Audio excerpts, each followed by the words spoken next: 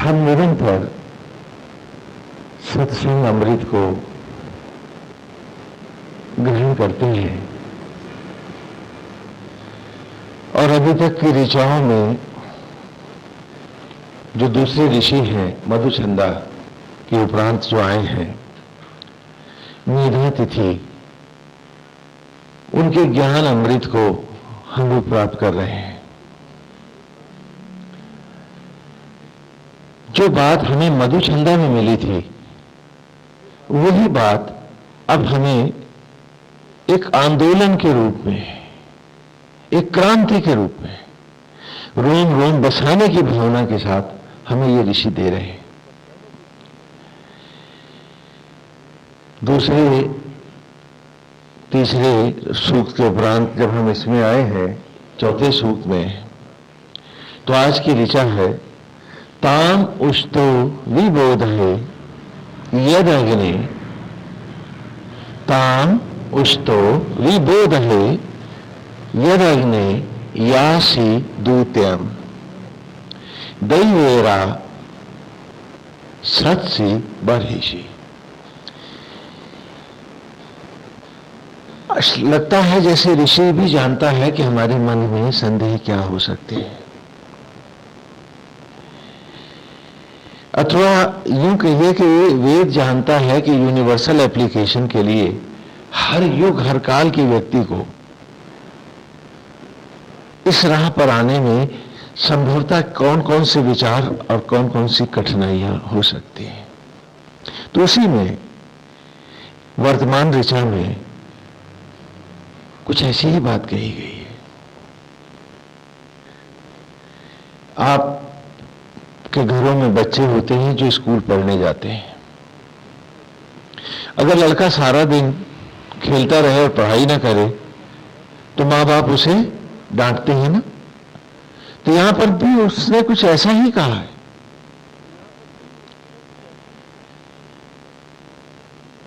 कि हम सहज होकर के भी ईश्वर को पा सकते थे भौतिक जीवन के साथ, और असंतुलित होकर हम अपने तप का भी सर्वनाश कर सकते हैं। यहां उसने अग्नि को दुहाई दे करके ब्रह्म ज्वालाओं को सामने रख करके कहा, क्योंकि आप पढ़ते आ रहे हैं अग्नि अग्नि, हाँ अग्निम अग्नि हवाम अभि सबा हवंत विश्वतम, है ना, अग्निवाहम, और इस प्रकार अग्नि दूतम वृणी में हर जगह वो ज्वालाओं को, अपनी ही आत्मा की अग्नियों को, अर्थात हम सब अपने ही अंतर को पुकार रहे हैं। वेद में हमारा सर्वस्व, हमारा ईश्वर हमारे भीतर है। तो उसी को कह रहा है कि ताम उष्तो वशी, ताम उष्तो विबोध है कि तुमने तो शुक्राचार्य को भी विशिष्ट ज्ञान से युक्त किया।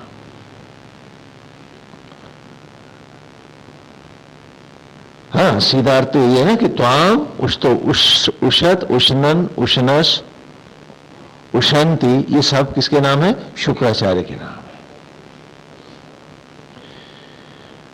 कि तुमने आचार्य शुक्र को भी तो इस ज्ञान से संपूर्ण ज्ञान दिया और तप दिया उसको। यद अग्नि यासी दूतयम, कि जो भी तुमको अर्पित हुआ, जिसने भी हे आत्मा तुम्हारा प्रतिनिधि होना चाहा, उसको भी तो तुमने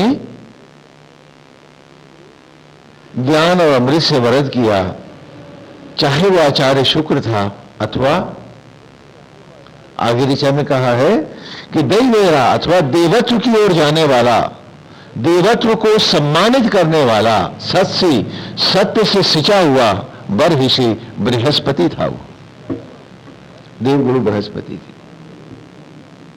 यहां दूतम शब्द का जो प्रयोग हुआ है, अग्नि दूतम वृणी महे, तो पीछे पूर्व के प्रवचन में हम कह आए हैं कि हम सब उनके क्या हैं? दूत हैं, एम्बेसडर है। तो एम्बेसडर अपने निहित कर्तव्यों को करता हुआ अपनी ही सरकार के प्रति ईमानदार होता है। वो जहां जहां रहता है वो वहां वहां अपने दूताले के कर्म को करता है, लेकिन वहां उनके आंतरिक मामलों में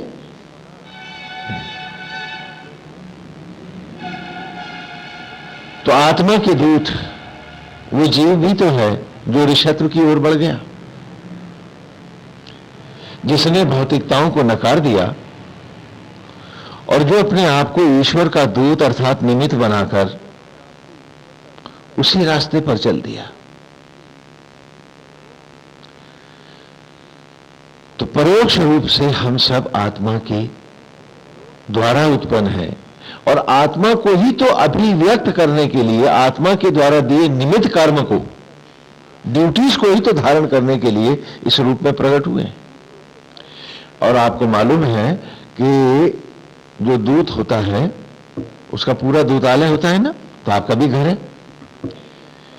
तो दूत जो है जिस जिस देश में होता है, तो क्या वहां वो कमाई करता है या कि उसके खर्चे पीछे सरकार से आते हैं? बताओ तो, बोलो। सरकार से आते हैं। वहां बैठ के कोई धंधा धंधा करता है क्या? जैसा उसकी गवर्नमेंट चाहती है कि उस देश में वो ह्यूमन सर्विसेज करे, है ना, तो उसकी सरकार से मान्यता लेकर के वो यथा सेवाएं करता है। बोलो, नहीं करता क्या? लेकिन वो रहता सदा अपनी सरकार का दूत ही है। यदि वो उससे हट करके अपना मनचाहा काम करे तो क्या वो ईमानदार कहलाएगा? उसी प्रकार तो सरकार ही उसको सारा खर्चा देती है, उस बिल्डिंग को भी मेंटेन करती है उस देश में जिस देश में उसका दूतावास होता है। बोलो, तो आज नारायण ही तो तुम्हारे शरीर को भी मेंटेन करते हैं। तुम हम में कोई भी तो शरीर का एक अणु नहीं बना पाया। आज भी वो भस्मी को अन्न में और अन्न को रक्त में बदल रहा है, और वहीं तुम्हारे खाए हुए भोजन को शबरी का राम बन के रक्त में, ज्योति में लौटा रहा है।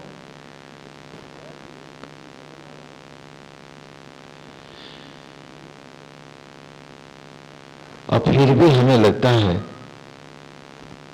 कि वो ईश्वर हमारी कोई देखभाल नहीं कर रहा है, तभी तो हम चिंता में, द्वेष में, ईर्ष्या में जी रहे हैं। लगता है हम अपने दूत धर्म को भूल गए हैं, जबकि इस जगत में, इस योनि में आना दूत धर्म को ही प्राप्त होना है। कहा पिता बाग का मालिक है, हम चर्चा कर चुके हैं कि सचराचर एक बगीचा है, बाग है, ये वेद का भावना है। और वो परमेश्वर ही है जिसने पेड़ पौधे, पशु पक्षी, जीवधारी सब बनाए हैं। उसके बाद उसने मनुष्य को अपना दूत बना के, पुत्र बना के, प्रतिनिधि बना के भेजा कि जिस बाग को मैं बना रहा हूं तो उस बाग का माली हो जा और मेरे बाग को संवारता रहे, मेरा सम्मान पा। मालिक किसी भी पेड़ की सेवा करे, सेवा तो वो मालिक की करता है जिसका बाग है, और तनख्वाह उसी से लेता है। पेड़ों से फल नहीं मांगता, चोर कहलाएगा। कि माली पेड़ से कहे कि मैंने तेरी इतनी सेवा करी तो ला इतने फल तोड़ लो, तो लोग उसे चोर ही तो कहेंगे, वो माली चोर ही तो होगा। तो उस धर्म की ओर, कि उस धर्म के निमित्त होते हुए हमें जीना है, ये दोनों स्कूल ऑफ थॉट ने माना था। या तो कहा कि हम सब दूत ही तो हैं और हम सबको दूत धर्म को ही प्राप्त होना था। कि परमेश्वर ने सारी पृथ्वी बनाई, पेड़ पौधे सचराचर बनाया और मनुष्य को केवल उसमें अपना एक निमित्त बना के भेजा। इसी कार्य के लिए यहां जब हम पुराणों में आते हैं, शिव महापुराण सब में, कि सबसे पहले ब्रह्मा जी ने जो सृष्टि करी तो उन्हें भगवान ने कैसे प्रकट किया? कल्पनाओं से उत्पन्न किया और उनसे कहा कि वो जाएं और यहां जीवन की धड़कन शुरू करें, सृष्टि का संचार करें। तो ब्रह्मा जी ने पहले दक्ष प्रजापति को, देवर्षि नारद को और जितने भी देवताओं को, चंद्रमा आदि को, सबको उत्पन्न किया। तो वे सब कल्पनाओं से प्रकट हुए ब्रह्मा के, और उसी इमेजिनेशन को आगे अल्टीमेटली ले चलने के लिए तब उन्होंने दूसरी सृष्टियां प्रकट करने का सबको आदेश दिया। लेकिन उनमें बहुत से थे जिन्होंने कहा कि वो इस संसार लीला में नहीं जाना चाहते हैं। इसका अथर्ववेद में भी वर्णन है। तो वो पुनः वापस चले गए और अखंड तप को प्राप्त हुए। परंतु सृष्टि का आरंभ जो हुआ, तो यहां देख रही, यहां सृष्टि का आरंभ जब हो रहा है तो स्पष्ट है कि ईश्वर की इच्छा से जो सचराचर उत्पन्न हो रहा है, तो ईश्वर उसे सुव्यवस्थित करने के लिए ही मनुष्य की कल्पना भी कर रहा है। तो इसी स्कूल ऑफ थॉट को लेकर के आदिकाल से सारे ग्रंथ जितने भी स्कूल हैं वो चले आ रहे हैं, और वेद में भी आज इसी की चर्चा है कि जहां असुर धर्म को उन्होंने प्रकट किया, वहां देवत्व की भी बात इसी यज्ञ के द्वारा की। यज्ञ के द्वारा असुर भी शक्तियों को पाता है और देवता भी पाते हैं। तो हम चाहें तो अपने जीवन में असुरत्व को प्राप्त होकर के भी सत्ता को प्राप्त हो सकते हैं। और शायद हम में अधिकतर लोग ये समझते हैं कि धन कमाने के लिए ऐसा होना जरूरी है, लेकिन वही ईश्वर की होकर के, उनके निमित्त रह करके भी तो सत्य रूपी सत्ता को पाया जा सकता है, जो कि हमने रामायण में भी लिया। थोड़ा सा वहां से भी उदाहरण ले लेते हैं कि रामायण में दो राजा हैं, एक दशरथ है और दूसरे दशानन रावण है। दोनों के पास साम्राज्य है, दोनों के पास शक्ति है, दोनों के पास सामर्थ्य है। एक देव पूजित है और दूसरा देवताओं का दुश्मन है। और देवता कौन है? हमारा अंतरात्मा ही तो देवता है। तो हम आत्मद्रोही होकर इस आसक्त जगत में तथा कथित भौतिक सुखों के को ही सब कुछ मानकर असुर धर्मा होकर के भी जी सकते हैं। और आत्मा तब भी हमें सांस, धड़कन और जीवन के क्षण देता है। वो अपने धर्म से विमुख नहीं होता है। और हम चाहें तो दशरथ की भावनाओं में, अर्थात 10 इंद्रियों को रख करके, 10 इंद्रियों का निग्रह करके उस सत्य में डूब करके भी तो, और आत्मा के, अपने ही अंतरात्मा के भक्त होकर, दूत होकर भी जी सकते हैं।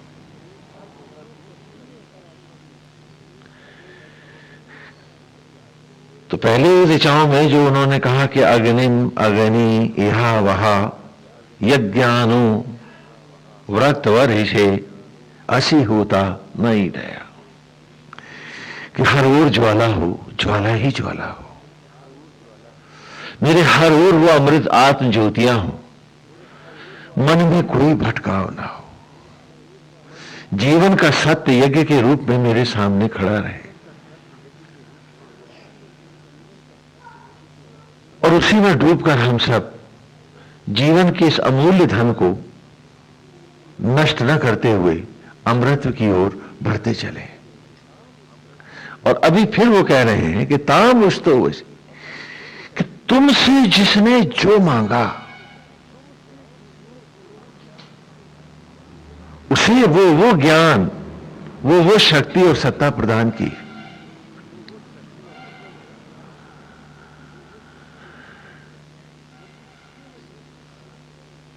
लेकिन उसी ने तुमसे पाया जो तुमने डूब तो पाया। क्योंकि शुक्राचार्य, आचार्य शुक्र भी असुरों के गुरु उपरांत बनते हैं, पहले तो वो तप करते हैं। लेकिन हम लोग तो तप भी नहीं करते हैं और गुरु बन जाते हैं। हाँ, जगह जगह चौधरी होने लगते हैं। यहां आचार्य शुक्र को और देवगुरु बृहस्पति को समझने के लिए हमें दोनों धर्मों के बीच में आना पड़ेगा। दोनों धर्मों सत्ता एक ही जगह से पाते हैं। एक भ्रम के कारण उससे अलग हट जाता है, उसी के विपरीत हो जाता है, और दूसरा पूर्ण सत्य के साथ, पूरी पवित्रता के साथ उसी के आसन पर बैठा रहता है। तो सुर और असुर ये दो विचार हैं। सारा संसार आज भी इन दो विचारों में बटा हुआ है। एक का नाम है सुर और दूसरे का नाम क्या है? असुर के सींग नहीं होते, असुर के बड़े बड़े दांत नहीं होते, लेकिन उसकी मनोवृत्तियां बड़ी सींगों वाली होती हैं और बड़े दांतों वाली होती हैं, कि जो दूसरों को ही पीड़ा देके प्रसन्न रहता है। उसके दांत भी मायावी हैं और सींग भी मायावी हैं, दिखते नहीं हैं लेकिन गढ़ते तो बहुत है। तो असुर, असुर किसको कहते हैं? सुर माने देवता, ईश्वर, देवत्व। और असुर किसको कहेंगे? जिसमें देवत्व नहीं है, शुभ और अशुभ, सत्य और असत्य। देखें ना, आ लगते ही वो उसका विपरीत हो जाता। तो ये दो विचारधाराएं हैं हमारे पास।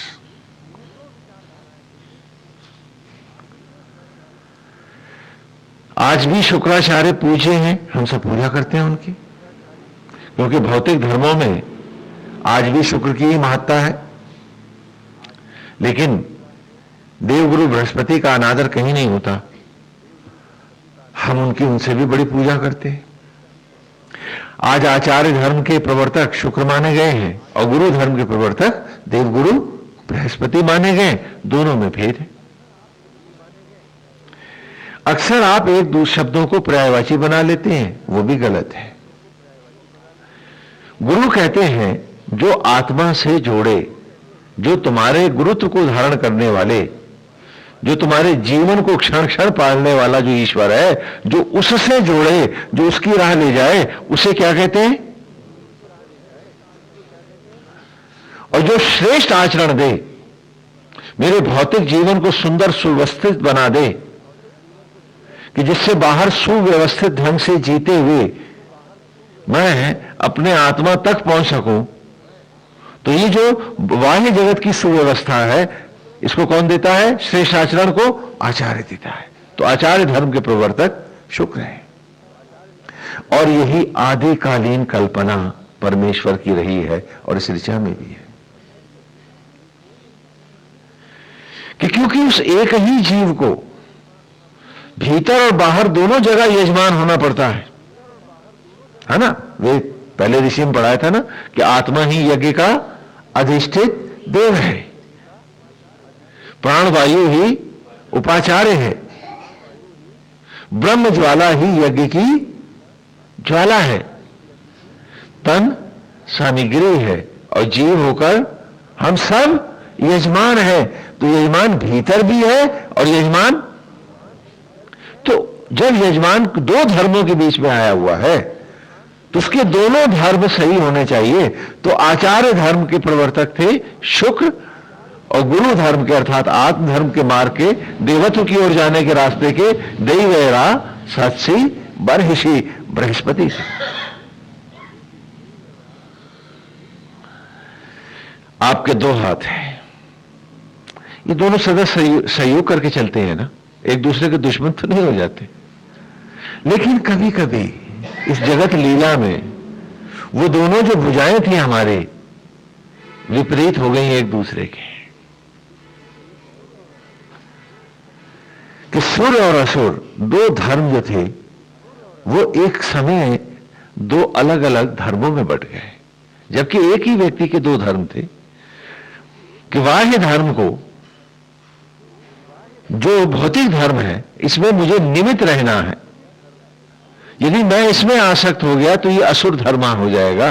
तो इसमें मुझे अपने आदर्शों को, आत्मा को ही सामने रख के जीना है। लेकिन समय के साथ दो भागों में ये विचार बट गए और दोनों ने अपने अलग अलग रास्ते बना लिए। एक असुर कहलाया और दूसरा, आजकल आप टीवी पर सीरियल बहुत देखते हैं ना, है ना, ये तो अच्छी बात है, आप उन्होंने सींग वींग नहीं लगाए, नहीं तो आप फिर सींगों में चले जाते हैं ना, कि दैत्यों के बड़े बड़े सींग होते हैं कभी कभी लगा भी देते होंगे, मालूम नहीं। तो दोनों का भेद क्या है? अपने अपने आप को पढ़ो, जांच इसमें तौलो इसमें कि कितना असुरत्व है हम में और कितना सुरत्व है हम में। झूठे दंभ से कुछ नहीं मिलने वाला।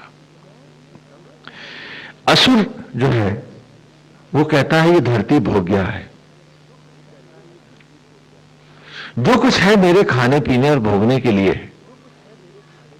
और जब ये संकीर्णता आगे बढ़ती है तो वो भेदभाव की भी जनक हो जाती है। पशु है तो मारकर खाने के लिए है, स्त्री है तो वो भी भोग्या है, उसे पुरुष के बराबर अधिकार नहीं हो सकते।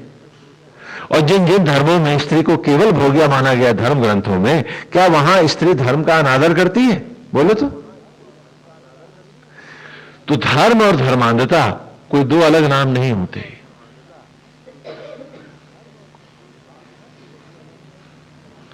आसक्त व्यक्ति कभी भी कोई निर्णय कर ही नहीं पाता। उस पर तो निर्णय हमेशा उसका धर्म, तथा कथित ग्रंथ, तथा कथित गुरुगण, आचार्य वही थोपा करते हैं और वो उन्हें लादा करता है। आज बहुत से ऐसे धर्म हैं जहां नारी को पुरुष के समकक्ष तो क्या, संभवतः मानवीय अधिकार भी नहीं है, उसे संतान का अधिकार नहीं, संपत्ति का अधिकार नहीं,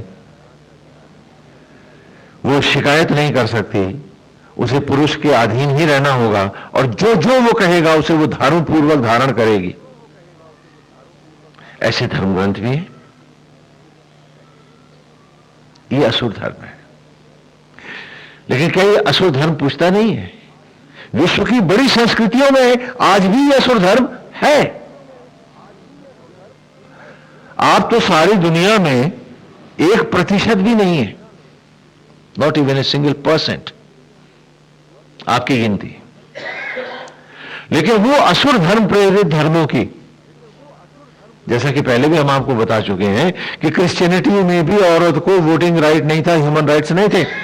1918 तक डेमोक्रेसी में भी नहीं थी। और बाकी धर्मों में तो आप जानते ही हैं कि पुरुष को सारे अधिकार हैं, मारे तोड़े, जहां जहां जो जो उसे वो करने को कहे वो करे, नहीं करेगी तो नरक जाएगी, जहन्नुम जाएगी, धर्म के खिलाफ जाएगी। पुरुष जब चाहे उसका परित्याग कर सकता है, वो नहीं कर सकती।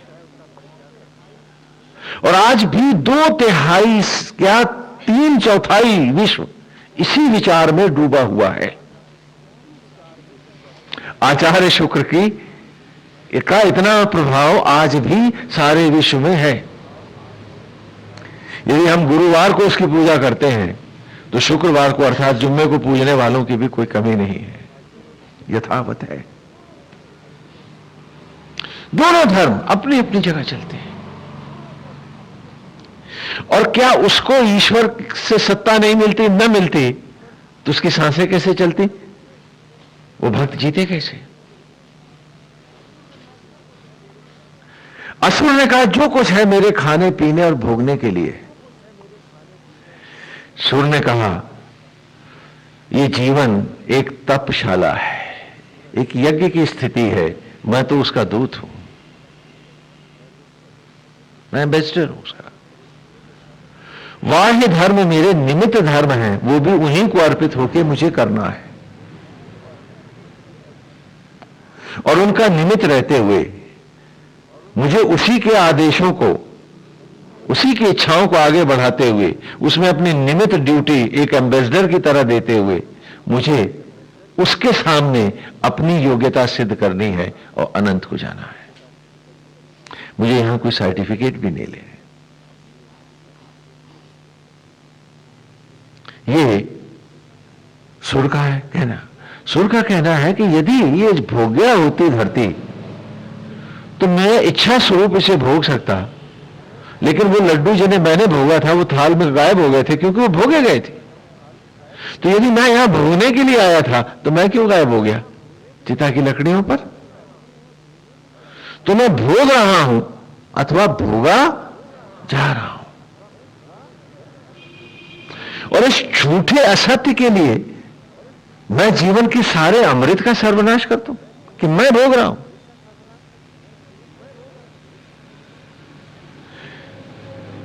भाई थाल में लड्डू रखे थे, जब सबने उनको भोग लगाया तो लड्डू गायब हुए या सब लोग गायब हो गए?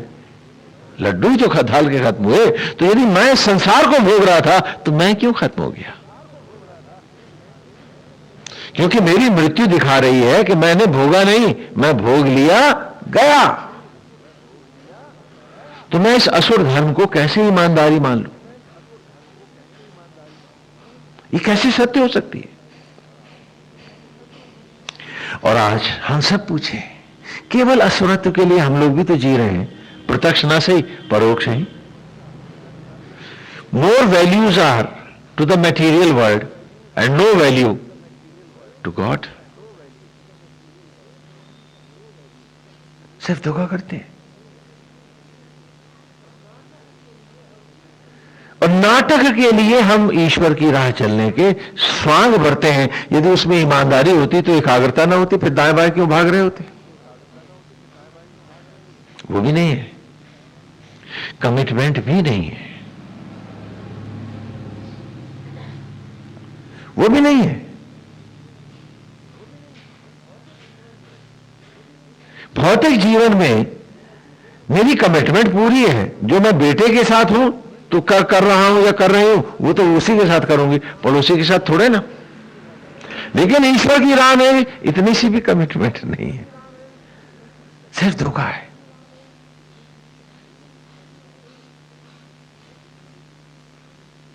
सिर्फ धोखा है। और नारायण तो असुर को भी सत्ता देते हैं, शक्ति देते हैं, उसको भी बनाने वाला वही है। क्योंकि आत्मा यदि ऊर्जा न दे, शक्ति न दे, तो त्वाम उस्तो भी बोध है कि तुमने असुरत्व को भी, शुक्राचार्य के मार्ग को भी तो आपने विशिष्ट ज्ञान प्रदान किए। क्या उनको ज्ञान से हीन रखा? हाँ, ज्ञान में, विज्ञान में, भौतिक शक्तियों में सब कुछ प्रदान किया उसको।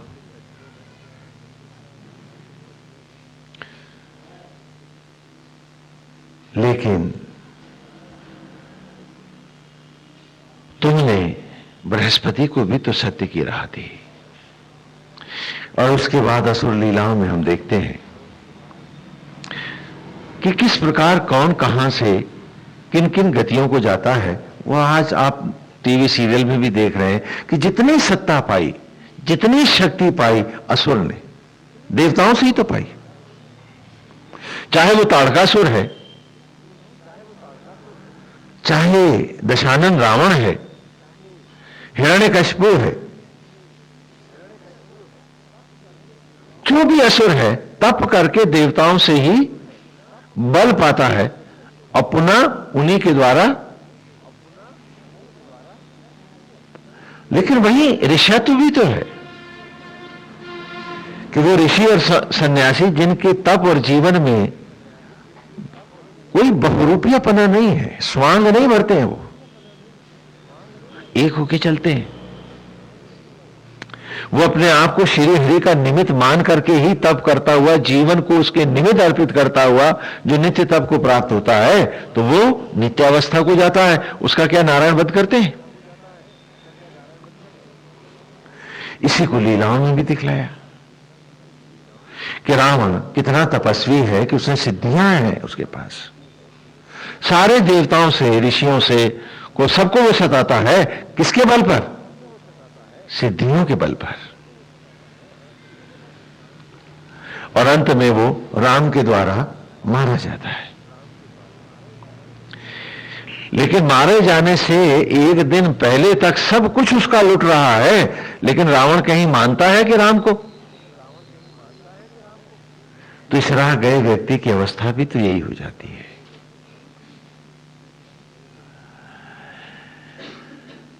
यहां दूसरे सूक्त में, पहले ऋषि में हम एक ऋचा पढ़ के आए कि हम ज्ञान कैसे पाते हैं उसे। कहा कि इंद्रवायु इमे सुता, इंद्रवायु इमे सुता उप्योभिरागतम इंद्रवो वाम उशांति। ये ऋचा है कि आत्मा से ब्रह्म ज्ञान किसने पाया। ये उष्णस की एक चर्चा पहले आ चुकी है, उसको भी ले लेते हैं, दोहरा लेते हैं उसको। कि इंद्रवायु इमे सुता उप्योभिरागतम इंद्रो वाम उशांति। कि आत्मा में प्रकट हुए उस अमृत को, आत्मा जिस सत्य को, अमृत को, ज्योति को क्षण क्षण प्रकट करता है, उस अमृत को किसने पाया? उप्योभिरागतम, वो जितेंद्री, वो पवित्र आत्मज्ञानी जिसने अपने आप को, आत्मा को अर्पित कर दिया इसी की ज्वालाओं में, जिसने अपने सर्वस्व को मिटा दिया, जिसकी मैं भी खो गई, अस्तित्व ही हटा दिया उसे। तो वही इस अमृत को पाता है। कैसे पाता है? इंद्रो वा मुशंति ही, जैसे इंद्र का भेजा हुआ कच्छ, देवेंद्र का भेजा हुआ कच्छ उष्णन, उष्णस अर्थात शुक्राचार्य के बाएं अंग को फाड़कर प्रकट हो गया था। ये कथा इस प्रकार है, थोड़ा इस कथा पर के भी चर्चा कर लें, क्योंकि इस कथा से ही ये ऋचा भी स्पष्ट होगी। और शुक्र के प्रति, देवगुरु बृहस्पति के प्रति, और इस मार्गों के प्रति बहुत सी ऋचाएं आएंगी हमारे मन को धोने के लिए, हमारे मन के मैल। हाँ, आप रोज धुले कपड़े पहनते हैं ना, तो अगले दिन फिर भी तो धोते हैं। तो यही काम यहां भी है कि आज का धुला कपड़ा कल मैला हो सकता है, तो अगले दिन फिर धोया जाता है। नहाते भी रोज है। इसीलिए उसी प्रकार जैसे भोजन आप रोज करते हैं, जानते हैं कि ये सब भोजन हम खा चुके हैं, हमें स्वाद भी मालूम, फिर भी खाते हैं, जीना जो है। तो उसी प्रकार वेद की राह में जिंदा रहने के लिए भी बहुत बहुत सी कथाओं का बारंबार भोजन की भांति ही पुनः पुनः हमें चर्चा करनी पड़ती है। ध्यान से सुने कि देवासुर संग्राम चल रहा है हम सब में, और अन्यथा भी। एक और देव विचार है जो हमें सच्चाई और ईमानदारी की तरफ खींचते हैं। दूसरी ओर हमारी ही असुर वृत्तियां हैं जो हमें प्रेरित करती हैं, झूठ बोलो, स्वांग भरो, नाटक करो, प्रपंच करो। हाँ हाँ, धूम्रलोचन हो जाओ, चारों तरफ धुआं फैलाओ। वो एक राक्षस है ना, अभी आपने टीवी सीरियल में भी अब सारे आ रहे हैं, इन नामों से तो आप लोग परिचित हैं ही। हाँ, कि जो आंखों से धुआं फेंकता है और सबकी आंखें धुंधली कर देता है। हाँ, अफवाहें फैलाना ये धूम्रलोचन का काम है। तो एक तरफ ये हमारा असुरत्व है। तो ठीक ऐसे ही जैसे आप में निरंतर एक युद्ध हो रहा है, एक तरफ आपकी सच्चाई है, ईमानदारी है, जो कुरीति है आपको सत्संग में ही नहीं बाहर भी, कि क्यों ये नाटक कर रहे हो, क्यों इस पाप को फिर बिलो रहे हो, है कि अमृत गंगा में नहा के फिर कीचड़ की नाली में जा बैठे हो, वासनाओं की, झूठ की। जिंदा आदमी होगा तो कचोटा तो जरूर जाएगा अपने ही भीतर। मर गया है जिसका तप, ईमानदारी, उसकी बात दूसरी है। नहीं तो पूछेगा तू उसका अंतर उससे कि अगर तेरे साथ कोई ऐसा ही करे जैसा तू बाकियों के साथ कर रहा है, तो तेरी गति क्या होगी, तो कैसा लगेगा तुझको। तो ये ताड़का बन के पीड़ा क्यों दे रहा है ताड़नाओं की दूसरों को। अरे ईमानदारी के रास्ते चल, धूम्रलोचन बनकर तो कब तक लोगों को धोखा दे पाएगा।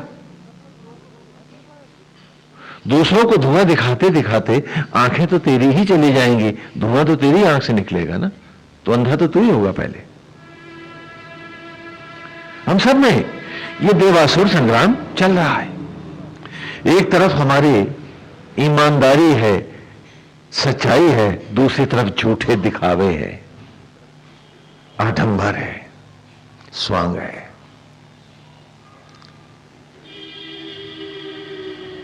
आदमी सब कुछ देख लेता है लेकिन बिना आईने के अपना चेहरा नहीं देख पाता। उसी प्रकार आप दुनिया भर के स्वभाव पढ़ सकते हैं, अपनी प्रकृति पढ़ के दिखाइए। वो सत्संग में ही मन सकती है, धुल सकती है, पवित्र हो सकती है। अपने स्वभाव को जानना, अपनी प्रकृति पर आना अतिशय दुरूह कार्य है, संभव आसानी से नहीं होता है। क्योंकि हर दंभी, क्रोधी, मिथ्याभिमानी, झूठा अपने को हर जगह सही करता है कि मेरा स्वभाव सही है। क्या रावण अपने को कहीं गलत करता है? और रावण इस शरीर में किसका प्रतीक है? मन का। तो ये मन तो हमेशा सही मारता है और इसी सही को तो, ये सही ही तो हमें अंधा कर देती है और हमारी इस दुर्लभ मनुष्य जन्म का विनाश कर जाती है। और देवासुर संग्राम में देवत्व हारने लगता है और असुरत्व हमारे जीवन में मजबूत होने लगता है। तो ठीक इसी प्रकार जैसे देवासुर संग्राम हम सब में चल रहा है, उसी प्रकार एक बार देवताओं में और असुरों में, दैत्यों में युद्ध हो रहा था। देवगुरु बृहस्पति देवताओं के साथ और आचार्य शुक्र असुरराज वृषपर्वा के साथ थे। भीषण युद्ध।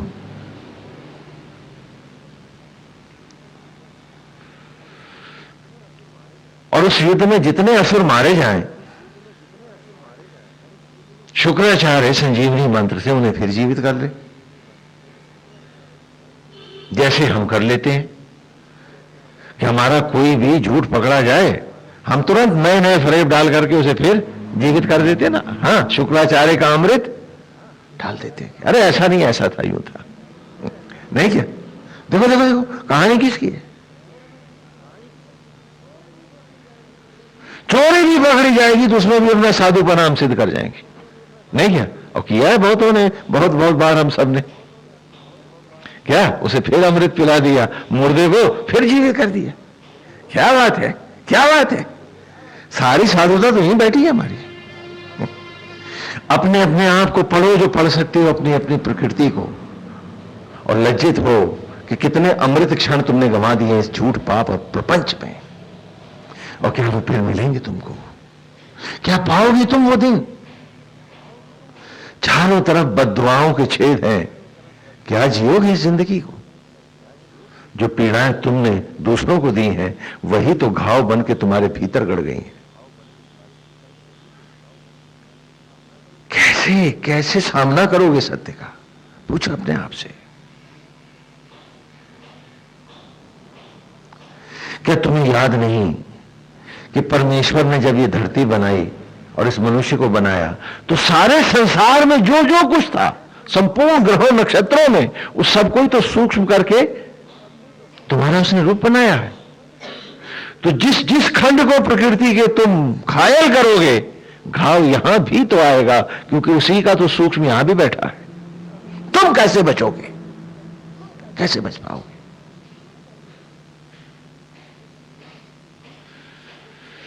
जिस जिस प्रकृति के अंग की, क्योंकि सबका सब सूक्ष्म होकर तब बनता है एक मनुष्य। तो जिस जिसका तुम अनादर करोगे, जिस जिसके साथ तुम धोखा करोगे, उतना उतना अंग तुम्हारा भी तो घायल होकर नष्ट हो जाएगा। भूलो मत इस बात को। तुम्हारे बनाए हुए सर्टिफिकेट कुदरत पे नहीं चलेंगे, तुम्हारे अपने स्वभाव पे नहीं चलेंगे। जहां जहां दूसरा घायल होगा तो मत भूलो कि उसका भी एक अंश तुम्हारे शरीर में है, वो अंश तो तुम्हारा भी टूट जाएगा, बर्बाद हो जाएगा, बच नहीं सकते उससे।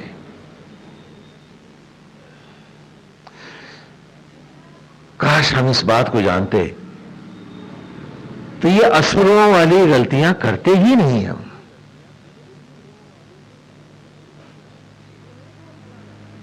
ये नहीं कि वो फलाना है ना, सारे सचराचर का छोटा चित्र तुम हो। तो सारे संपूर्ण सचराचर में, ग्रहों नक्षत्रों में भी ऐसा कुछ नहीं है जो सूक्ष्म होकर तुम्हारे शरीर का एक अंग नहीं बना है। उन सब से मिलकर तुम बने हो। तो जिस जिसके साथ तुम धोखा करोगे, जिस जिसको तुम नकारोगे, वो हिस्सा शरीर का तुम्हारा भी तो नष्ट हो जाएगा। यही तो पीड़ाएं हैं कि घाव दूसरों को नहीं दे रहे हो, छलनी खुद हो रहे हो।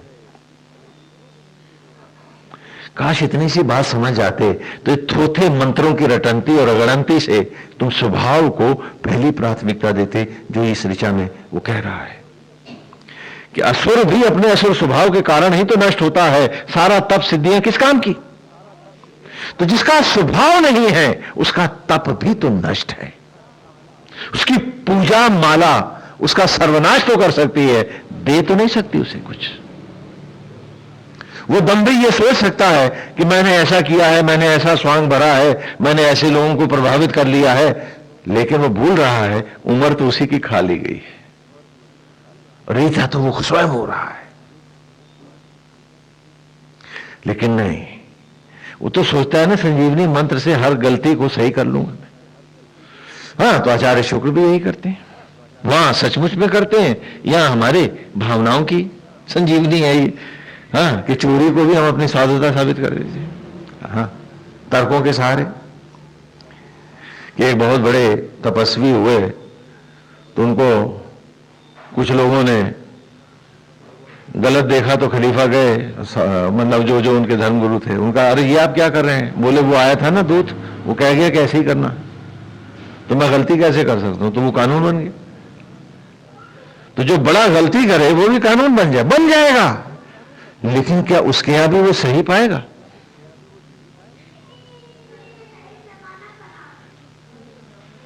ये सारे नाटक हमारे किस काम के हैं?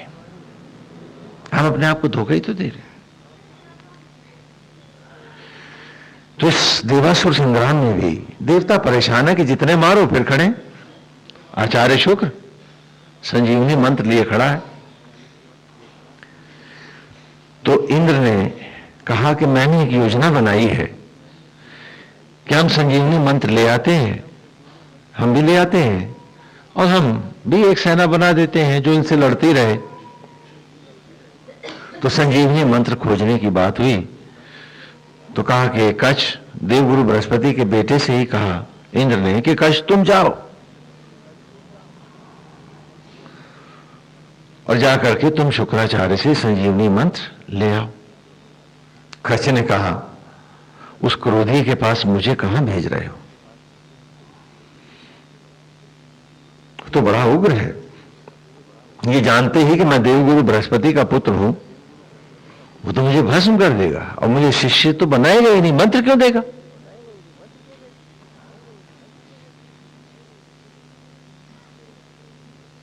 तो इंद्र ने कहा कि कच्छ डरो नहीं, मैं तुम्हारे साथ चंद्रमा को भेज रहा हूं। चंद्रमा, मैं तुम्हारे साथ कामदेव को भेज रहा हूं। शुक्राचार्य की बेटी देवयानी है और ये कामदेव उसकी देह में प्रवेश कर जाएगा, वो तुम पर आसक्त हो जाएगी और बेटी की बात का अनादर शुक्राचार्य नहीं करता है तो तुम शिष्यत्व में ग्रहण कर लिए जाओगे। तो कामदेव ने कहा मैं नहीं जाता, वो तो शंकर रुद्र से भी ज्यादा क्रोधी है। मैं, अगर उसने देख लिया कि उसकी बेटी के मन में मैं बैठा हुआ हूं तो वो तो मुझे, हाँ, शिव ने तो चलो मारने के बाद भी अपने देह में स्थान दिया, ये तो मुझे सर्वथा मिटा देगा। तो इंद्र ने कहा कामदेव से कि तुम मत डरो, मैं तुम्हारे साथ चंद्रमा को भेज रहा हूं और ये उसके मस्तिष्क में शीतलता प्रदान किए रहेगा। ये तब तक वहां रुका रहेगा जब तक तुम अपना काम करके न लौटो। इंद्र ने सबको समझाया, डरे हुए भी थे बेचारे, भयभीत भी थे, लेकिन देवराज का, देवताओं का, कि राजा का आदेश वे चल दिए। तीनों वहां पहुंच गए समाधि में ही बैठे हुए थे आचार्य शुक्र, तो चंद्रमा ने उनके मन में प्रवेश किया और अद्भुत शीतलता कायम कर दी। बहुत प्रसन्न हो गए वो। देवयानी में कामदेव प्रवेश पा गया और तब आचार्य शुक्र की कुटिया के सामने देवगुरु बृहस्पति का पुत्र कच्छ प्रकट हुआ। सुंदर बालक है, नवयुवक है, तेज पूर्ण मुख मुद्रा है। आचार्य शुक्र देखते हैं तो ठगे से रह जाते हैं। फिर उससे पूछा कि बालक कौन हो तुम कभी यहां पहले दिखाई तो नहीं पड़े, कौन हो?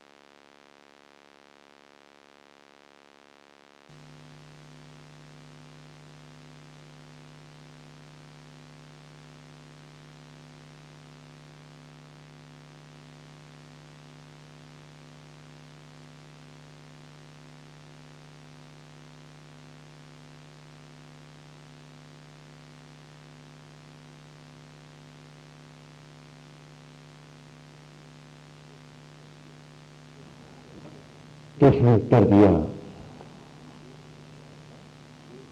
हम देवगुरु बृहस्पति के पुत्र ने, कच्छ ने उत्तर दिया, प्रणाम किया, उनको दंडवत किया और उत्तर दिया कि मैं देवगुरु बृहस्पति का पुत्र हूं, मेरा नाम कच्छ है। कहा, देवगुरु बृहस्पति के पुत्र हो और तुम असुर प्रदेश में घूम रहे हो, क्या तुम्हें मालूम नहीं कि सारे असुर तुम्हारा वध कर देंगे, मार डालेंगे? अगर वो जान जाएंगे तो तुम शीघ्र यहां से चले जाओ। कहा, गुरुदेव मैं तो आपकी सेवा के लिए, आपका शिष्यत्व ग्रहण करने के लिए आया हूं, आप कृपया मुझे अपने शिष्य के रूप में ग्रहण करें। देवयानी ने भी वहां बैठे हुए देखा है कच्छ को, पता नहीं क्यों आज उसके मन में एक आसक्ति से एक नया अंकुर सा फूट आया है। अनजाने में वो रील से पड़ गई है कच्छ पर, महाशक्त हो गई है। तो कहा कि पिताश्री आप इसको शिष्यत्व में क्यों नहीं ग्रहण करेंगे जब वो शिष्य होने की भावना से आपके पास आया है? क्यों ये कुलीन नहीं है? कहा कुलीन है। कहा क्या ये योग्य नहीं है? कहा ये योग्य है। कहा क्या ये सद्गुणों से परिपूर्ण नहीं है? कहा उससे भी परिपूर्ण है। तो कहा फिर आप इसे शिष्य रूप में क्यों ग्रहण नहीं करेंगे? क्योंकि ये तो आचार्य का धर्म है। यदि उचित और योग्य शिष्य उसके पास आए तो वो उसका कभी अनादर न करे। क्या आप ऐसा नहीं मानते? तो आचार्य शुक्र निरुत्तर हैं, कहते हैं मानते हैं, परंतु देवयानी ये सोचो कि ये देवगुरु बृहस्पति का पुत्र है, इसे असुर यहां जीने नहीं देंगे। कहा पिताश्री यदि आप असुरों से इतने भयभीत हैं कि आप अपने धर्म को का भी पालन नहीं कर पा रहे, तो आप इस असुर प्रदेश का परित्याग क्यों नहीं करते? उस प्रदेश में चलिए जहां आप अपने आचार्य धर्म को ईमानदारी से धारण कर सके। चलिए इस प्रदेश को छोड़ के चलते हैं, लेकिन कच्छ के परित्याग का प्रश्न ही कहां उठता है? अब देवयानी में पिता और पुत्री में तर्क होने लगी और हर बार आचार्य शुक्र पराजित ही। तो घबरा के मैंने कहा ठीक है, तुम चाहती हो कि मैं इसको शिष्य के रूप में ले लूं, तो मैं इसे ग्रहण करता हूं। ले लिया उसको। कच्छ का पहला काम पूरा हुआ। अगले दिन उन्होंने गुरु से कहा कि गुरुदेव आज्ञा दें कि ये गाय जो बंधी हैं, दुबली हो रही हैं, मैं उन्हें जंगल में चरा लूं? आचार्य शुक्र ने कहा, जो उचित समझो बालक करो। तो सारी गौओं को खोल के कच्छ जंगल को चल दिया। तो जब वन में कच्छ आया गौओं को लेकर के, और असुर जो थे जो वहां घूम रहे थे, उन्होंने देखा कि ये बालक कौन है। तो वे सब उसके पास गए और उससे पूछा कि बालक तुम कौन हो, कौन हो तुम? कहा तुम नहीं जानते? अरे मैं तो शिष्य हूं शुक्राचार्य का। कहा तुम्हारा नाम क्या है? कहा मेरा नाम कच्छ है। कहा ये नाम तो हमने कभी नहीं सुना। कहा सुनोगे कैसे, मैं तो देवगुरु बृहस्पति का बेटा हूं। कच्छ स्वयं बता रहे हैं। आप तो कहते हो ना बच्चों को बताना मत, घर की बात बाहर मत करना, नहीं तो पोल खुल जाएगी। वो खुद ही खोले दे रहा। कहा कि हाँ, मैं देवगुरु बृहस्पति का पुत्र हूं, कच्छ मेरा नाम है। कहा तो तुमने यहां आचार्य शुक्र के यहां शिष्यत्व क्यों लिया? मैं सच बताऊं? बोले हाँ। बोले मैं संजीवनी मंत्र लेने आया। अब तो असुरों के तो हाँ आग लग गई कि अरे ये तो हमारा विनाश कर रहा है, और गुरु को देखो कैसा सठिया गया, किसको शिष्य बना लिया। आजकल भी गुरुओं में ही सब कमी ढूंढी जाती है। तो तब भी ढूंढी जाती थी। क्योंकि बाकी सब तो समझदार हैं, पवित्र हैं। अब तो स्वामी जी ने गलतियां ढूंढी हैं। ठीक बात है। हाँ, आजकल अक्सर यहां भी लोग बैठे हुए हैं, वो फलाना गुरु ऐसा है, फलाना ऐसा है, फलाना ऐसा। मैं बोला ये देखो आजकल सारे के सारे जज हो गए हैं।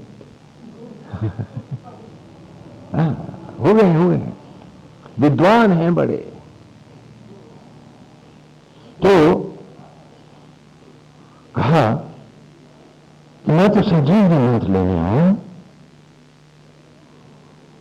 तो कहा ये तो बड़ा गजब हो गया।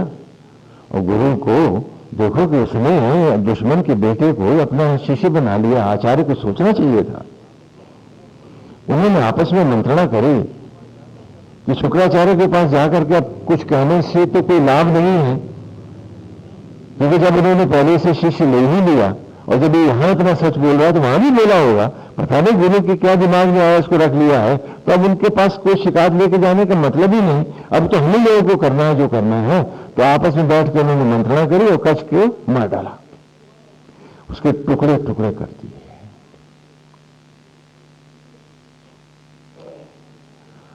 और उसके टुकड़े जंगल में फेंक करके असुर भाग गए। सांझ ढली, गईयां लौटी।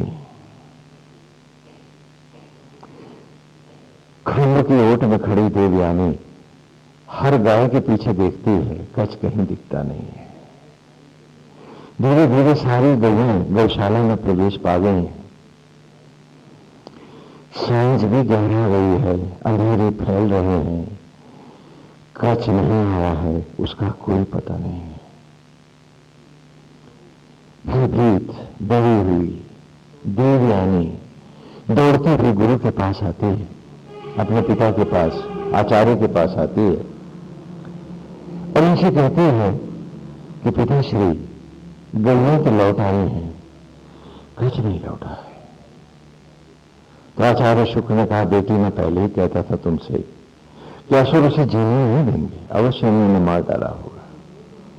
कहा पहले देखिए तो उसके साथ हुआ क्या है। तो आचार्य शुक्र वेदी पर बैठते हैं और अभिमंत्रित पुष्पों को चारों ओर अक्षत फेंकते हैं पूजा के साथ, और आवाज देते हैं, कच्छ तू कहां है? तो वहां में से पेड़ों के अमराइयों से गूंजती हुई आवाज लौटती है, गुरुदेव मैं यहां हूं, मांस के लोथड़ों में छितराया हुआ। कहा तेरे साथ ऐसा क्यों हुआ, किसने किया ऐसा? तो कहा गुरुदेव, असुर समूहों ने मुझे मारा है और मेरे टुकड़े छितरा कर चले गए। आचार्य शुक्र ने कहा कि देवयानी, हमने तो तुमसे पहले ही कहा था कि वे कच्छ को जीवित नहीं छोड़ेंगे। देवयानी रोने लगती है। तो आचार्य शुक्र कहते हैं कि आप क्यों दुखी हो रही? तो कहती है मैं इसलिए भी तो दुखी हो रही हूं कि मेरा पिता आज अपने शिष्य के साथ भी न्याय नहीं कर पा रहा है। कहा मैंने ऐसा क्या अन्याय किया? कहा कि संजीवनी मंत्र से असुर जीवित हो सकते हैं और क्या मुझे बताना पड़ेगा कि कच्छ को भी जीवित होना है? तो वो हंसते हैं, कहते हैं अच्छा बेटी, और वो संजीवनी मंत्र फेंकते हैं और कच्छ पुनः जीवित होकर लौट आता है। नई सुबह गन्नों को लिए कच्छ फिर वन में घूम रहा है। असुरों ने देखा तो कहा लगता है ये गुरु मानेगा नहीं, हमारा जो है आचार्य जो है ये मानेगा नहीं। शुक्राचार्य की बुद्धि जो है सठिया गई है, ऐसे नहीं मानेंगे। तो उन्होंने अब की बार कच्छ को पकड़ के मारा, जलाया और उसकी राख को नदी में बहा दिया। सांझ ढली गन्ने लौटी, कच्छ फिर लौटा नहीं है। बिलखती देवयानी अभिमंत्रित अक्षत फेंकता शुक्राचार्य पुकारता कच्छ तू कहां है? तो नदी के पेट से गूंजती हुई आवाज लौटती है गुरुदेव मैं यहां हूं। पुनः संजीवनी मंत्र फेंकते हैं और कच्छ लौट आता है। फिर देखते हैं असुर ये तो फिर वहीं बैठा गंगा जला रहा। कहा ऐसे काम नहीं चलेगा। उन्होंने क्या किया? कच्छ को मारा, उसे जला करके उसकी भस्मी को अति सूक्ष्म किया और उसको मिठाइयों और शरबत में मिला करके और जा करके गुरुदेव को दिया कि महाराज विश्वकर्मा ने अपने हाथ से आपके लिए पेय बनाया, आप पी लो, और पिलाई दिया उसको। बोले गुरु आप कर देंगे, आप कर सकता है इसको। हाँ ऐसे तो मानेगा नहीं ना आचार्य शुक्र तू, तो असर अपना काम करके। सांझ ढली गौए न लौटे, गौए तो लौटती हैं, कच्छ नहीं लौटा है साथ उनके। अंधेरे बढ़ते जा रहे हैं। देवयानी बिलखती हुई आती है कि पिताश्री कच्छ नहीं लौटा है। तो उन्होंने फिर अक्षत फेंके चुपचाप मशीन की तरह कि फिर कहेगी फिर कहे, से अच्छा पहले ही काम करो भाई। तो जो अक्षत फेंके चारों तरफ और आवाज दी कि कच्छ तू कहां है? कहा गुरुदेव, भीतर से आवाज आई गुरुदेव मैं यहां हूं, आपकी देह में आया हुआ। कहा तू यहां कैसे पहुंच गया? बोले गुरुदेव असुर समूहों ने मुझे मारा, जलाया और मेरी भस्मी को पेय पदार्थ में मिला के आपको पिला गया। गुरुदेव मैं आपके शरीर में ही शरण पाया हुआ हूं। तो शुक्राचार्य कहने लगे देवयानी अब तो बड़ा अनर्थ हो गया, मैं इसे जीवित नहीं कर सकता। यदि अभी मैं इसको अपने भीतर जीवित कर दूंगा तो मुझे मरना पड़ेगा, क्योंकि मेरे शरीर को तो फाड़ के आएगा ये बाहर, तो मैं मर जाऊंगा। देवयानी रोने लगी। उसने कहा कि पिताश्री कच्छ के साथ जो हुआ है वो हमारे अधर्म स्थान पर रहने के कारण ही तो हुआ है। मैं अपने आप को उसका अपराधी मानती हूं और मेरा मन भी उसके प्रति आसक्त है, उसके बिना मैं रह नहीं सकती। यदि कच्छ नहीं है तो देवयानी भी नहीं है। और वो चिता के लिए लकड़ियां अग्नि में प्रवेश करने के लिए लकड़ियां बटोरने लगती है, चिता बनाने लगती है। आचार्य शुक्र भी अपनी बेटी के बिना रह नहीं सकते हैं, वे भी बहुत रोते हैं और कहते हैं बेटी रुक जाओ, तुम्हारे बिना एक पल का जीवन भी मेरी कल्पना में नहीं है। अच्छा मैं ऐसा करता हूं, मैं ऐसा करता हूं कि मैं कच्छ को जीवित कर देता हूं और तुम दोनों सुख पूर्वक रहो। मैं भी तो बहुत बुरा हो गया हूं, मेरे जीवन में ऐसा कुछ बाकी भी तो नहीं है, मैं देह त्यागता हूं। तो देवयानी ने कहा कि आप ऐसा नहीं करेंगे। अपने पिता की हत्याओं होकर के देवयानी एक क्षण भी जीना ना चाहे कि आप ऐसा नहीं करेंगे। अब तो एक ही उपाय है कि देवयानी ही अपनी देह का परित्याग करती और वो आग की लपटों की ओर पिता को प्रणाम करके बढ़ते हैं। फूट फूट कर रोते हैं आचार्य शुक, और तब देवयानी जो अग्नियों में प्रवेश कर रही है उसका हाथ पकड़ लेते हैं। ठहरो ठहरो देवयानी, एक उपाय और भी है। तो बिलखती हुई देवयानी कहती है कि पिताश्री, वे आप जो उचित समझे करें, मैं आपको और कच्छ दोनों को खो नहीं सकती। तो कहते हैं उसका एक उपाय है, और तब वे पुकारते हैं, कच्छ सुनो कच्छ। बोला जी गुरुदेव। भीतर से बोला, अब मैं तुझे संजीवनी मंत्र दे रहा हूं और कोई चारा नहीं है, तू मुझसे मंत्र ले ले। क्या ले ले? मंत्र ले ले। पहले मैं इसी मंत्र से तुझे जीवित करूंगा, तो जब तू जीवित होकर के मेरे बाएं अंग को फाड़ करके प्रकट हो जाएगा, तो सुन, उसी मंत्र से तू मुझे पुनः जीवित कर देना। मंत्र मैं तुझे देता हूं। क्या जैसे आ गया गुरुदेव? और इस प्रकार उनके शरीर के भीतर कच्छ उस मंत्र को पाता है, और उसके बाद उन्हीं के वाम अंग को फाड़ करके जब वो प्रकट होता है, तो उसी मंत्र से वो शुक्राचार्य को जीवित करता है, और इस प्रकार देवताओं को संजीवनी मंत्र मिल जाता है। तो ये ऋचा है कि इंद्रवायु इमे सुता उप्रयोगरागतम इंद्रवो वां उशंति, कि ईश्वर से, आत्मा से, सत्य से वही मंत्र पाता है जो कच्छ की भांति अपने आप को ब्रह्म ज्वालाओं में मनसा वाचा कर्मणा अक्षरशः अपने आप को उसी में व्याप्त कर देता है। जो सिर्फ झूठ प्रपंच का, नाटक का सहारा इसलिए ले रहा है कि मेरी एक नकली प्रतिष्ठा बनी रहे, मेरे को लोग चौधरी मानते रहें, जरा मेरा ठाठ बाट होता रहे, वो कि ईश्वर क्या पाएगा। असुरत्व हमें इसी ओर भगाता है, असुरत्व हमें सत्य की राह लाता है कि ऐसी पूजा पाठ और तप का भी क्या प्रयोजन जो मेरे और मेरों के सर्वनाश के कारण बने। क्योंकि मां बाप झूठ नहीं बोलते, औलादें बोलती है। और बेटा बाप से सवाया ही जाता है, आधा नहीं। आज हम दुष्कर्म करते हैं इंद्रियों के साथ, शराब पीना, तंबाकू खाना, इस तरह के कुकृत्य करते हैं और बताते हैं क्या ये साधना कर रहे हैं। हाँ, देवियों पर शराब चढ़ाई जाती है, बकरे चढ़ाए जाते हैं। आप भूल जाते हैं कि ये बकरे नहीं, कल आपकी औलादें कटेंगी।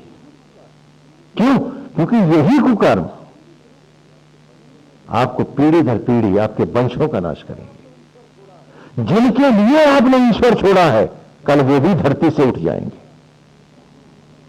आप नहीं जानते हैं इस बात को। तो इस ऋचा में कह रहा है कि तू तो सबको अमृत देने वाला है, लेकिन हे आत्मा, हे यज्ञ, हे अग्नि, यदि कि आज हमें अग्नि दे, ज्वाला दे, तप दे, तो उससे पहले सत्य से लिपटा हुआ हमारा स्वभाव दे। ये इस ऋचा का आज का अर्थ है कि सत्य सी, सत्य में सिंचा हुआ स्वभाव भी तो चाहिए। बरहेशी कि जो पवित्र दीप पर, कुशा के पवित्र आसन पर बैठा हुआ, वो देवगुरु बृहस्पति के जैसा जो रूप है, मेरे हर स्वभाव को सिर्फ वही रूप चाहिए। मैं कभी भी, कहीं भी सत्य का व्यवसायी न बन जाऊं कि देश के सच को झूठ के, पाप के और प्रपंच को ढूंढता फिरूं।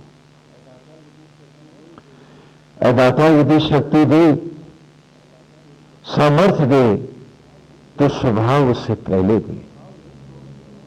क्योंकि स्वभाव ही तो रावण बनाता है और स्वभाव ही तो ऋषि बनाता है। और जिसने न मांझे स्वभाव अपने, जिसने अपनी अपनी प्रकृति को नहीं पढ़ा, उसका पूजा, तप, जप उसकी असुर मनोवृत्तियों को बढ़ाता हुआ ही तो उसका और उसके वंश के विनाश का कारण बना। कहते नहीं है, 1,00,000 पूत, 1,15,00,000 नाती और तारामण घर दिया न बाती। जब यूं कहां सो बैठे, ये ऋचा ने आज फिर हमको जगा कर कहा है कि मालाओं को पढ़ने से पहले स्वभाव को पढ़ना, कि चाहे कितनी बड़ी पीड़ा क्यों न झेलनी पड़े, भले अपमानित होना पड़े, लेकिन स्वभाव को, आचरण को और विचार को कभी मैला मत होने देना। जिसका ये हुआ उसका तप भी उसके विनाश का ही कारण बना। आज आप जगह जगह घूमते फिर रहे हैं, फलानी तांत्रिक सिद्धि हो जाए, फलाना हो जाए, ये हो जाए, वो हो जाए। क्या कभी आपने किसी जगह पहुंचकर अपने मन को भी मांझना चाहा? अपने दुर्व्यवहार की तरफ भी कभी देखना चाहा? अपनी सड़ी हुई मनोवृत्तियों को भी आपने कभी गलत मानना चाहा? आप दूसरों को ही दोष देते फिरे और कभी नहीं मांझा तो अपना मन ही नहीं मांझा। तब तो एक भरी हुई पिस्तौल की तरह है, जो डकैत के हाथ में हत्याएं ही हत्याएं हैं, थानेदार के हाथ में ही तो सुरक्षा है। आपने चमत्कारों के पीछे भागना चाहा है और नहीं चमत्कार किया है तो अपने स्वभाव को ही चमकाना नहीं चाहा है, इसे ही चमत्कृत नहीं किया है कि मेरा स्वभाव ऐसा हो कि फैला के बाहें प्रभु भी मुझे सीने से लगाना चाहे। इतना सत्य, इतनी पवित्रता, बरहिशी पवित्रता, सत्य, इतना सत्य से सिंचा हुआ मेरा स्वभाव हो, मेरा विचार हो और देवत्व की राह का एक क्षण भी मेरा असुरत्व की ओर विचलित न हो। यदि स्वभाव ही नहीं है तो तप मिला भी तो क्या मिला? आज आप लोग भक्ति मार्ग की बात करते हैं, श्रीचा के पर हम हैं।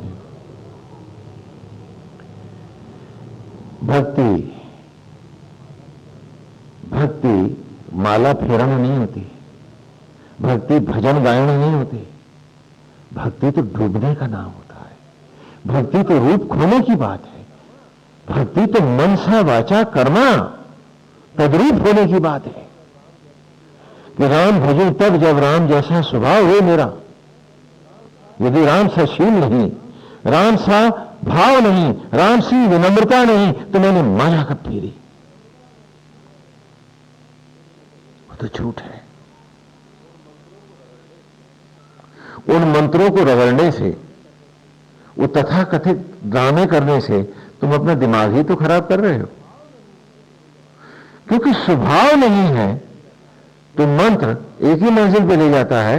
लखनऊ में है वो, मूल मंजिल कहते हैं उसको, पागल खाना। क्या आपने घर घर हर घर में नहीं देखा कि वो जितना पूजा पाठी है उतनी ज्यादा बकता गालियां हैं और हर एक को हड़काता फिरता? क्यों? क्योंकि इसके स्वभाव में जो था, माला ने उसी को तो बढ़ाना था। वो जो दंभी है, वो जो दिन में बैठा सपने चमत्कारों के देखा करता है और हर एक को अपना गुलाम बनाना चाहता है, उसकी माला उसे पागल नहीं बनाएगी तो क्या बनाएगी?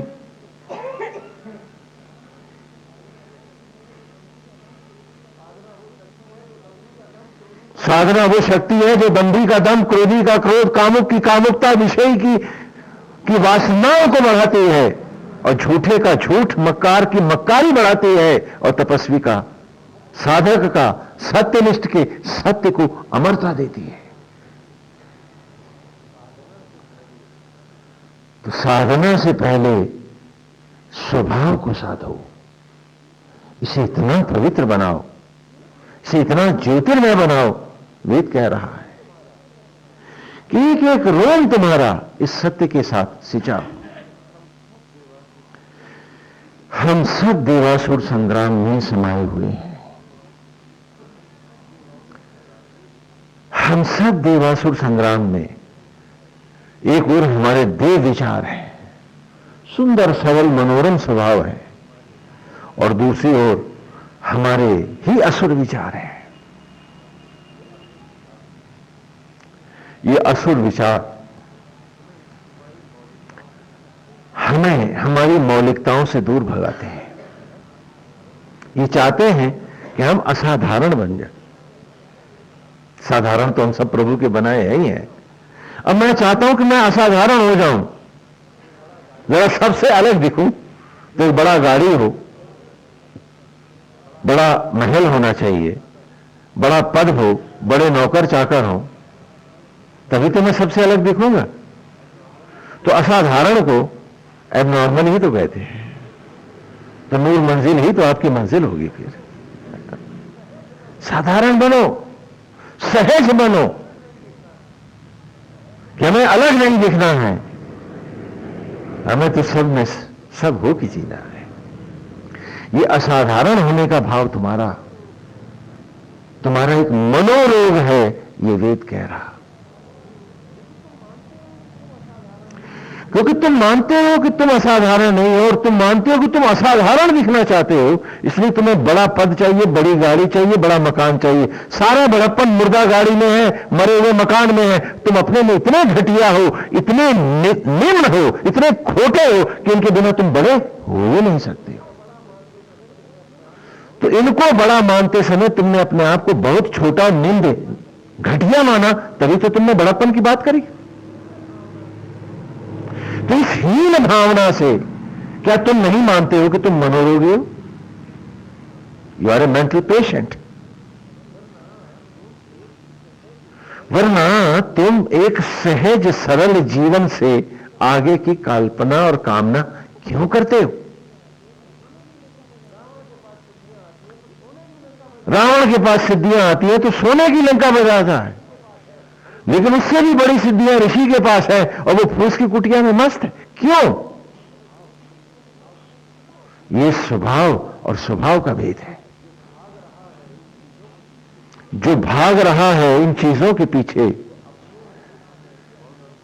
वो अपने में ही बहुत बौना होता जा रहा है, बहुत छोटा, घटिया होता जा रहा है।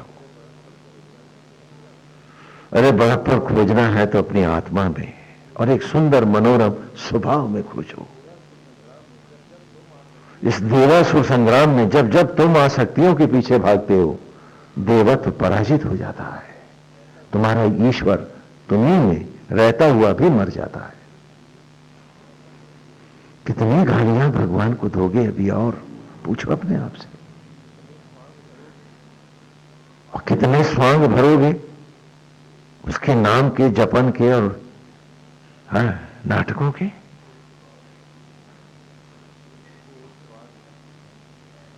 वो तो 108 तक कुछ नहीं कहेगा, लेकिन 108 के बाद क्या होगा? कभी पूछा, कभी जाना अपने आप से?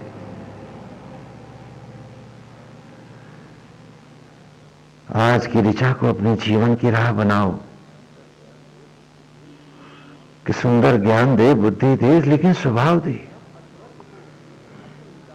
कि हम असुरत्व को, असुर विचारों को अपने जीवन में पराजित कर सकें और हम सत्यनिष्ठ होकर पूरी ईमानदारी के साथ अपने आराध्य के रूप में इन्हीं ज्वालाओं में बस सकें और इस पवित्रता के आसन से, इस कुशा के आसन को कभी ना छोड़ें और सोने के आसनों की तरफ हम कभी ना भागें।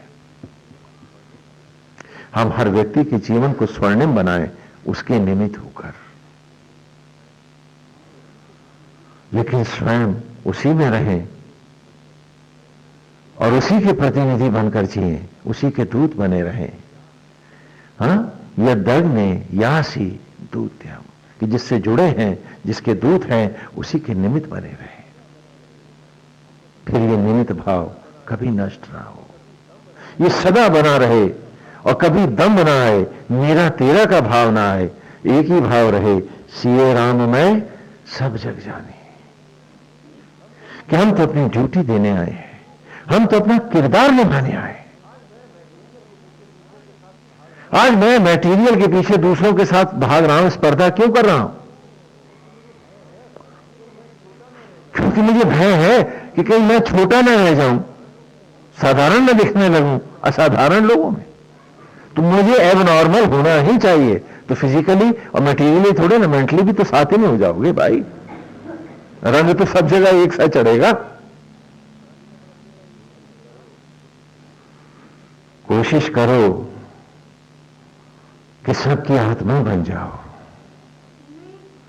प्रयास करो कि हर क्षण हर सांस प्राणी मात्र के प्रति तुम्हारा प्यार का भाव बना रहे। राम की कथा को अपने जीवन में उतारो। राम की माता कोई नहीं हो सकती, कौशल्या ही हो सकती है। कौशल्या बन के दिखाओ। कौ माने असंख्य और शल्या माने पीड़ाओं को पीने वाली। कि हम तो पीड़ा देने वाले की पीड़ाओं को भी पिएंगे और उसका भी भला चाहेंगे। अब उसके लिए भी मेरे मन में खोट और मैल नहीं होगा, क्योंकि किसी के प्रति यदि मेरे मन में द्वेष है तो वो द्वेष मैंने कहां रखा है? मन में रखा है। तो मन तो कूड़ा घर हो गया। अब तप भी आया तो इस कूड़े की सड़ांध को ही तो बढ़ाएगा। दुर्गंध ही दुर्गंध फैलेगी मेरे हर ओर। कौशल्या इस सत्य को जानती है। यदि आत्म तत्व को पाना है तो हमें भी अपनी इस मनोवृत्ति कौशल्या को जगाना होगा कि नहीं, कोई कुछ भी करे मौन हो जाएंगे, विरक्त हो जाएंगे, घृणा नहीं करेंगे, सब में राम देखेंगे। यदि कोई पीड़ा दे रहा है तो लौट के पीड़ा दे करके हम उसके बराबर नहीं होंगे, हम मौन होकर वहां से हट जाएंगे कि भाई हो सकता है कमी हमें में हो, हम आपको पसंद नहीं आए, हम आपको अच्छे नहीं लगते, तो चलिए प्यार से एक दूसरे से विरक्त हो जाते हैं, भूल जाते हैं।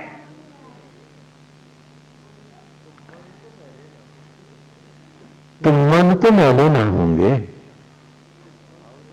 मन तो गंदे ना होंगे, भाव तो नारायण के यथावत रहेंगे। तो किससे दुश्मनी करना, किससे बदले लेना? नहीं बनती तो प्यार से विदा ले लेना। होने ना होने का भाव मिटा देंगे हम, आप रहोगे भी तो हमें याद नहीं आओगे कभी। सीधी सी बात। क्यों? क्योंकि ये आपने हमें शूल दिया। जैसे उदाहरण दे रहे हैं, आपको जो पीड़ा दी, आपने हमें शूल दिया। आपको लगा कि हम अपराधी हैं, इसलिए तो आपने दंड दिया। चलिए हम स्वीकारते हैं और हम मानते हैं कि हम आपके योग नहीं, तो हम आपसे विदा लेते हैं। क्योंकि अमर हम में कोई नहीं है। जीवन का हर क्षण घोड़े से भी तेज दौड़ रहा है। एक क्षण चूका तो मंजिल की दूरी बहुत बढ़ जाएगी, रुक सकते नहीं है। आपको अच्छे लगते नहीं हैं, विदा लेते हैं, हम अपनी राह जाते हैं। आप मित्र प्रेम पूर्वक अपने रास्ते जाओ,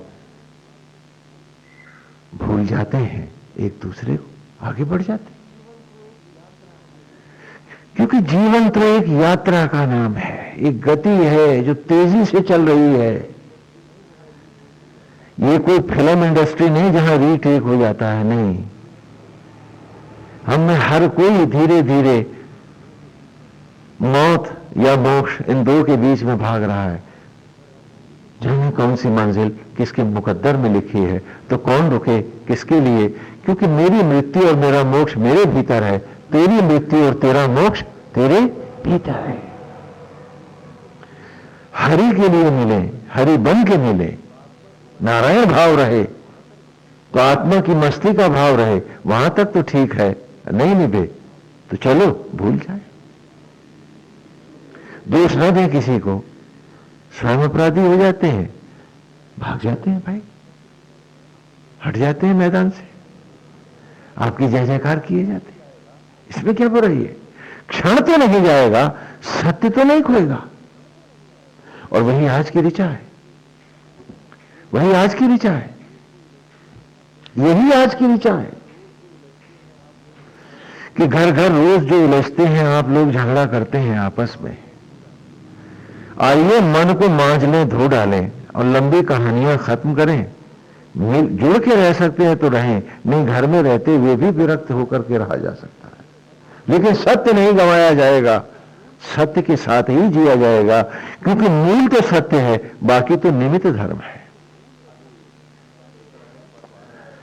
अभी उत्तरायण पर्व आ रहा है, इसी 14 जनवरी को बृहस्पतिवार के दिन आप सब पधारें। यहां हम उत्तरायण पर्व मनाएंगे, जो गीता में भगवान ने कहा है कि अर्जुन, जिस प्रकार एक ही सूर्य के दो पक्ष हैं, उत्तरायण और दक्षिणायण, जिस प्रकार एक ही चंद्रमा के दो पक्ष हैं, शुक्ल और, उसी प्रकार हमारे भी जीवन के दो पक्ष हैं, उत्तरायण और दक्षिणायन। हां, कृष्ण पक्ष और शुक्ल पक्ष। अगर आधी जिंदगी हमारी दक्षिणायन कृष्ण पक्ष में चली गई है, तो चलो बाकी आधी को मकर संक्रांति का एक पवित्र पर्व दें और अपने जीवन में अपने स्वभाव को मांझने का संकल्प लें कि कुछ भी हो, कैसी भी बीहड़ परिस्थितियां हो, हम मन को भ्रम के जाल फैलाने नहीं देंगे। हम इसे प्रभु के मनोहारी रूप में ही बिठाए रखेंगे, इसको भी मजबूत करेंगे, इसे सुंदर बनाएंगे, नारायण की मूर्ति के जैसा वही स्वरूप होगा। और अब न उलझेंगे न उलझाएंगे, किसी के लिए मन में द्वेष नहीं रखेंगे। लगता है कि इनके साथ नहीं निभ पाती है, तो उनको भुला के जी लेंगे, हाथ जोड़ के क्षमा मांग लेंगे, लेकिन बदले नहीं लेंगे, उलझेंगे नहीं। यही कारण है कि ऋषि वन को चला जाता है। वानप्रस्थी को हम जानबूझ के जंगल में भेजते हैं, क्यों? क्योंकि दूसरों के भाव, इसके कमजोर ईश्वर भाव को छलनी कर देंगे। लेकिन जंगल के पेड़ पौधे, पशु पक्षी, वो जहां जहां प्यार करेगा, हिरन दौड़ के आएगा उसके पास, खरगोश लिपट जाएगा उसके पास, शेर और भेड़िए भी उसकी बगल में बैठे रहेंगे। क्यों? क्योंकि वो तो भाव से भाव को आते हैं, तो इसका भाव तो न टूटेगा। चौधरियों में बैठ गया तो ये फिर वही होगा जैसे चला ही नहीं था। और फिर कोई नया गुरुधम ढूंढ रहा होगा कि कहीं कोई सोट की गांठ मिल जाए तो मैं पंसारी हो जाऊं, तट से तांत्रिक बन जाऊं। फिर वो चमत्कार मांग रहा होगा, पगलाया घूम रहा होगा, और उसके तो इसका तो चमत्कार यही होगा कि वो सब कुछ इससे चमका कर ले जाएगा। लॉटरी एक ही की निकलती है तो हमेशा गुरु जी की निकलती, वहीं भटकते रहोगे। इसलिए ईश्वर को अपने भीतर देखो, और यदि कहीं से मन आहत होता है तो वहां से हट जाओ। तुम्हारा नहीं उचित है कि तुम वहां जाओ ही मत, लेकिन उससे घृणा मत करना, क्योंकि घृणा के बंधन आसक्ति के सबसे बड़े बंधन है। प्रेम टूट सकता है, नफरत और बदले का भाव बहुत मुश्किल टूट पाता, जन्म जन्म जाता है। तो जिससे आप घृणा कर रहे हो, कल को यदि वो पशु योनि में गया तो आपको उससे भी निकृष्ट योनि में प्रायश्चित के लिए जाना पड़ेगा। तो ऐसे संग काहे करो, राम का संग करो कि उठते बैठते सोते जगते चलते फिरते उन्हीं का मनोहारी रूप रहे, उनकी सुंदर प्रतिमा मेरे मन के आंगन में, प्रतिमा न रहे, जीवंत हो जाए। कि मेरे मन की आंखें उनकी सुंदर मुखाकृति को निहारती रहें, उनकी ज्योतियों पे झूमती रहें।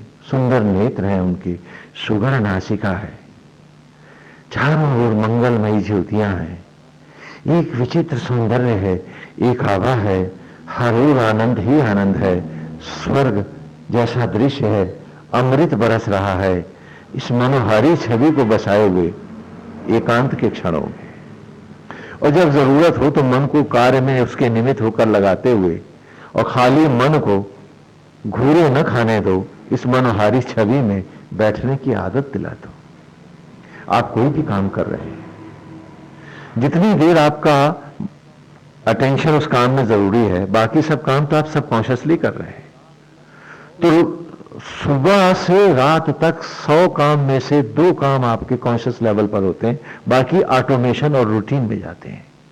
तो ऐसे समय में मन उसके मनोहारी रूप में बसा रहे, उसके नाम की एक सुंदर कोई ऋचा हो, कोई चौपाई हो, कोई श्लोक हो, जो भी हो जिसमें उसकी सुंदर महिमा हो, अर्थ सहित मैं जानता हूं, और उसके रूप रस माधुरी का पान करते रहे, उसके रूप में समाये रहे। कि मन कहां रहे? सत्सी बरहिषि। तो मन कहां बैठा है? दैवेरा, ईश्वर की राह में, सत्सी, उस सत्य से सिंचा हुआ, उसके मनोहारी छवि से सिंचा हुआ उसी पवित्र कुशा आसन पर बैठा है। क्योंकि जब तक वो सामने है, मेरा भाव तो भक्ति का है, कुशा का आसन ही तो है। न सोने की इच्छा है, न चांदी की चमक है, न विषयों की मांग है, रूप में मन समाया है। एक है साधे सब सधे। तो आए सीधे बैठ जाए और उसके मनोहारी रूप को हम अपने अंतर में बसाएं।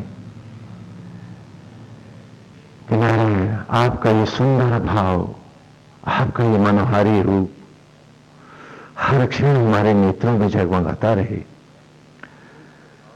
और साधना, पहले स्वभाव साधे, फिर साधना आपके चरण धोए।